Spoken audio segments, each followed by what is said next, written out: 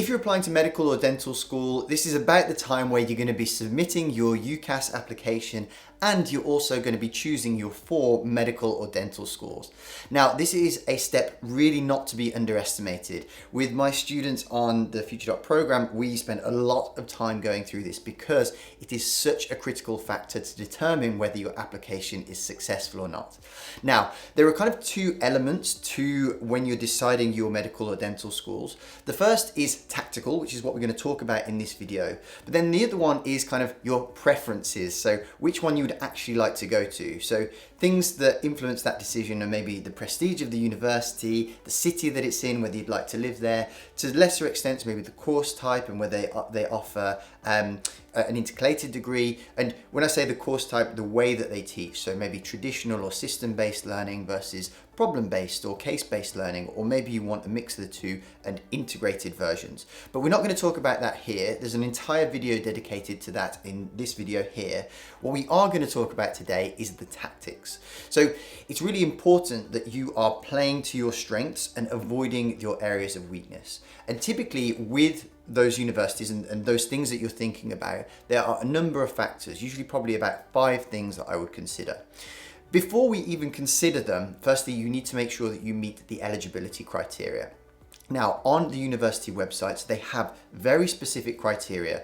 And what I'm going to do in this video, I'm not going to go into the details of each university because it always changes and every year it's different. So what I'll do is recommend that you go to our website where we have a really useful little infographic, and it will say kind of this university has a high GCSE requirement or a low predicted grade requirement, has a high UCAT score requirement. It doesn't weight the personal statement, it doesn't look at personal statements, or it holds the personal statements very valuable, etc., etc. The number of people that come to our program year on year who have failed the year before, and you look at some of their choices and they've essentially just thrown one of their 4 choices available away because they haven't met the eligibility criteria or bothered to check. It's mind-boggling how often that happens and how easy of a mistake it is to avoid just by simply going on the website and just double checking. Now, the second thing is academics, which kind of ties over with the eligibility criteria. However, you need to bear in mind what things matter to that university.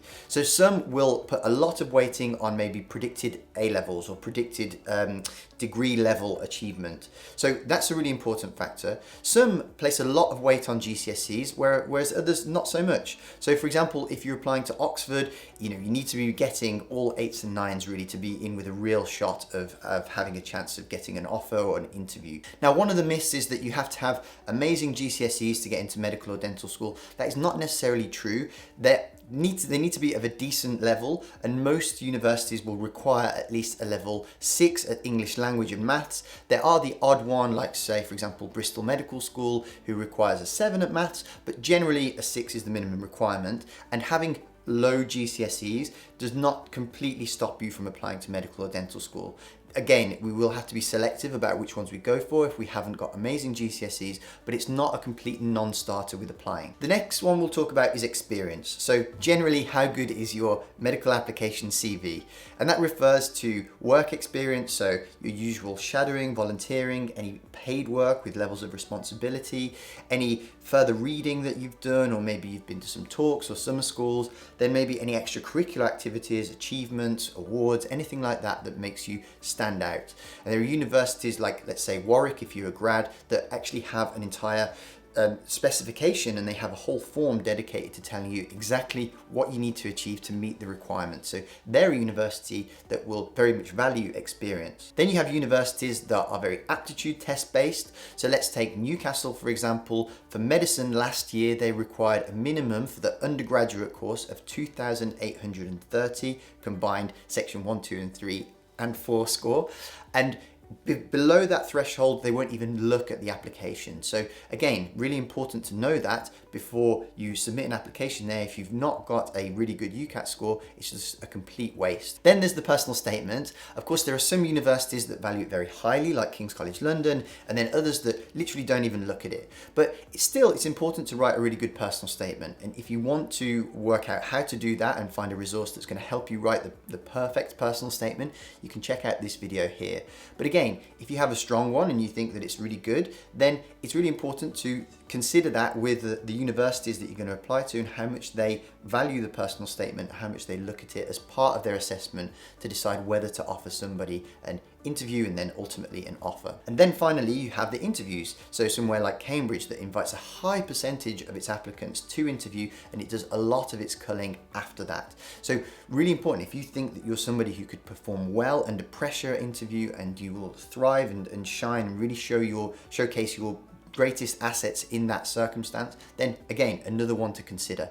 Again, particularly with Cambridge, make sure that you've got those high GCSEs, because although Oxbridge medical schools in particular don't state that there's a GCSE requirement, they basically have so many high level students and very high performing students to choose from that GCSEs are inevitably one thing that they will need to see a very high level of performance in to be within a real shot of getting a place. If you want to learn more about specifically high GCSEs versus low GCSEs, good UCAT, bad UCAT, check out this video here. However, bear in mind that it is now over a year old, so it might be slightly outdated.